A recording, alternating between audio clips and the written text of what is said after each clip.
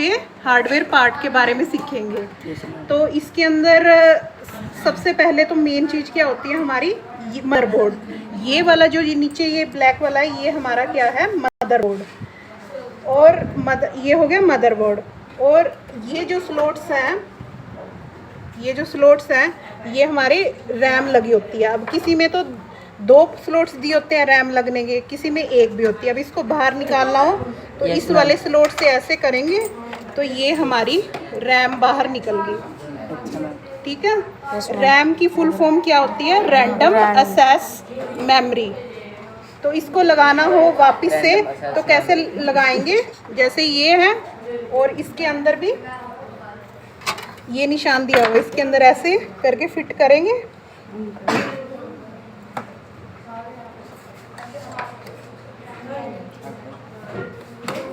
ऐसे फिट करके, और ये जो साइडों वाले वाइट कलर के ये है ना, यस मैम, इससे ऐसे बंद कर देंगे। तो अब इसमें कितनी रैम लगी हुई है सभी बताओ, कितनी रैम लगी हुई है, 1 2।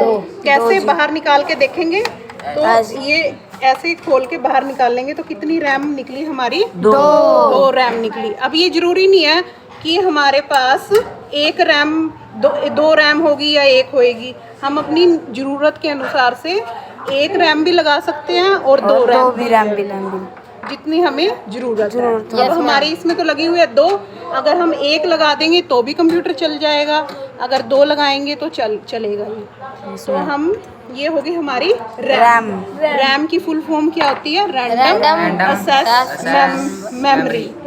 अब ये होता है हमारा नीचे वाला मदरबोर्ड, और ये हमारा लगा हुआ है कूलिंग फैन या सीपीयू कूलर। इसको क्या कहते हैं, सीपीयू कूलर या फिर कूलिंग फैन। इससे क्या होता है, जितनी भी हीट हमारी सीपीयू में निकलती है, कूलिंग, ये हमारा जो सीपीयू है उसको कूल रखता है, मतलब ठंडा रखता है। तो इसको हम कूलिंग फैन भी बोल सकते हैं या सीपीयू कूलर भी बोल सकते हैं। कूलिंग के पर्पज से इसका यूज़ होता है। अब हमारी ये क्या होगी, एसएमपीएस।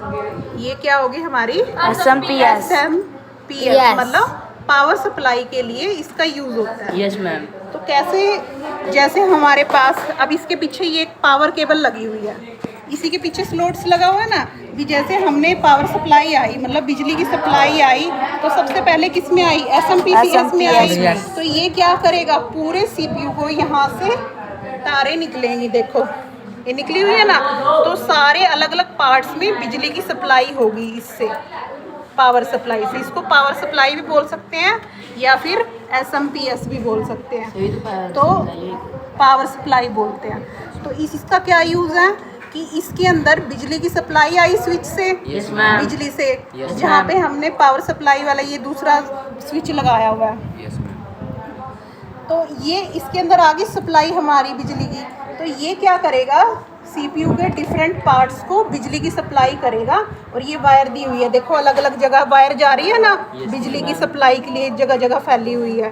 तो ये क्या काम आता है, पावर सप्लाई, ये बिजली ये आता है कंप्यूटर के सीपीयू के अलग अलग पार्ट्स में बिजली की सप्लाई के लिए इस पावर सप्लाई एसएमपीएस का यूज़ होता है।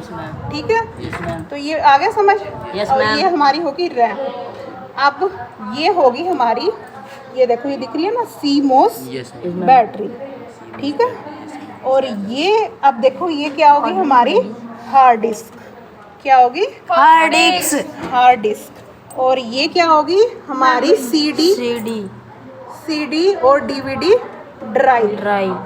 इसके अंदर हम ये आगे से हम देखेंगे, ये देखो यहाँ से सीडी डलती है ना, तो इसके अंदर हम सीडी डाल सकते हैं और उसकी सीडी देख भी सकते हैं, रीड भी कर सकते हैं और राइट भी कर सकते हैं। तो ये हमारे क्या हो गए, कंप्यूटर के अलग अलग हार्डवेयर पार्ट हैं। तो ये बाकी अलग अलग स्लॉट्स दिए हुए हैं जिससे अलग अलग काम होता है। ठीक है, तो ये हमारे क्या थे, कंप्यूटर पार्ट। और अब ये इसका क्या यूज़ हुआ हार्डवेयर सीखने का, हार्डवेयर का क्या मतलब हुआ, कंप्यूटर के वो पार्ट जिनको हम हाथ से टच कर सकते हैं उनको हम क्या बोलते हैं, हार्डवेयर। तो हार्डवेयर का कहाँ यूज़ हुआ, आपकी लाइफ में क्या यूज़ होगा कि मान लो आप हार्डवेयर का काम करना चाहते हैं, तो आप क्या कर सकते हैं, थोड़ी सी ट्रेनिंग लेके, मान लो आपकी क्वालिफ़िकेशन कम है, मान लो 10th की हुई है, +2 की हुई है, तो आप थोड़ी सी महीना या 2 महीने ट्रेनिंग लेके तो किसी अपना खुद का काम खोल सकते हैं। हर घर में क्या कर सकते हैं, हर घर में क्या कर सकते हैं, कंप्यूटर ठीक कर सकते हैं।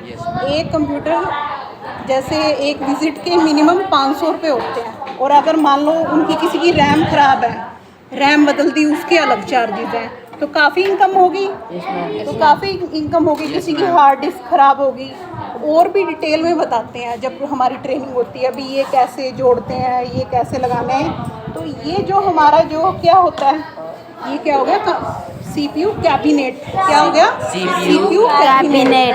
तो अब ये इसका काम कैसे कर सकते हैं, काम ऐसे कर सकते हैं कि मान लो आपने एक शॉप खोली, ठीक है, यस मैम। शॉप खोली और आप नए और पुराने कंप्यूटर का काम कर रहे हैं, तो नए कंप्यूटर को असेंबल कर सकते हैं। असेंबल का मतलब क्या होता है, अलग अलग पार्ट्स लाना मार्केट से और उसको जोड़ना। उसको जोड़ना। तो हम क्या करेंगे, एक कैबिनेट खरीद लेंगे, एक क्या खरीद लेंगे, कैबिनेट। CPU कैबिनेट खरीद लेंगे, और ये अलग अलग पार्ट्स अलग अलग खरीद लेंगे, और फिर हम क्या करेंगे, इनको जोड़ लेंगे। तो अब फिर ये मॉनिटर ले लेंगे, मतलब LED ले लेंगे, कीबोर्ड ले लेंगे, माउस ले लेंगे, तो ये सबको जोड़ के, तो जोड़ने को क्या कहते हैं, असेंबल।